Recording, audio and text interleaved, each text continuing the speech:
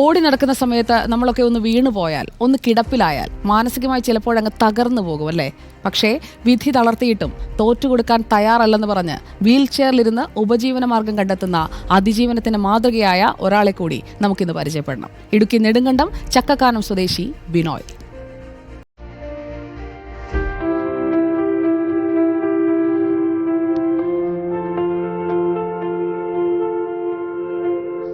വാർത്തകൾ തേടിയുള്ള നമ്മളുടെ യാത്രക്കിടയിൽ ഒരു അതിജീവനത്തിന്റെ കാഴ്ചകളുണ്ട്.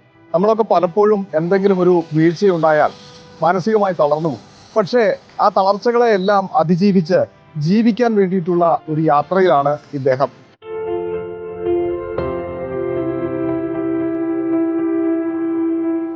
ലോക്ക്ഡൗൺ സമയത്ത് പണി കുറവായിരുന്ന സമയത്ത് ഇങ്ങനെ ഏലത്തോട്ടത്തില് മരം വെട്ടാൻ പോയ ഇടയിൽ 50 അടി പൊക്കത്തൊന്ന് താഴോട്ട് വീണ് നട്ടലടിച്ച് വീണ് കഴിഞ്ഞിട്ട് നട്ടല് പൊടിഞ്ഞ് ഓപ്പറേഷൻ ചെയ്ത് കോട്ടയം മെഡിക്കൽ കോളേജിലായിരുന്നു ഓപ്പറേഷൻ. 4 വർഷമായിട്ട് ഇപ്പം വീൽ ചെയറിൽ.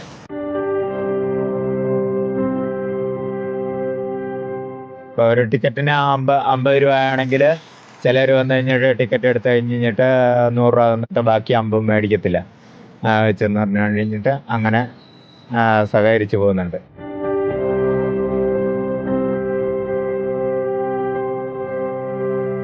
വാടകയ്ക്കാണ് താമസിക്കുന്നത്. മാസം 5000 രൂപ വാടകയ്ക്ക്.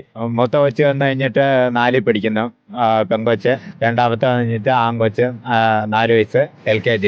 ആരെങ്കിലും തരുന്ന സഹായത്തിൽ ഇങ്ങനെ കഴിഞ്ഞ് മുന്നോട്ട് പോകുന്നു.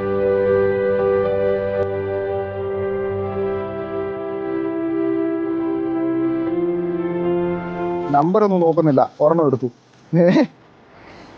ഇപ്പൊ എന്തായിരുന്നാലും നമ്മളും ഒരു ടിക്കറ്റ് എടുത്ത് ഇദ്ദേഹത്തോട് സഹകരിച്ചിരിക്കുകയാണ്. അതിജീവനത്തിന്റെ ഒരു മാതൃകയാണ് ഇദ്ദേഹം. അത് മറ്റുള്ളവരിലേക്ക് എത്തിക്കുന്നതിന് വേണ്ടി മാത്രമാണ് ഈ ഒരു സ്റ്റോറിയിലേക്ക് എത്തിയത്. വീഡിയോ ജേർണലിസ്റ്റ് ടോബിൻ കൊച്ചുമടത്തിനൊപ്പം reporter Sandeep Rajakkad, in reporter, Idukki.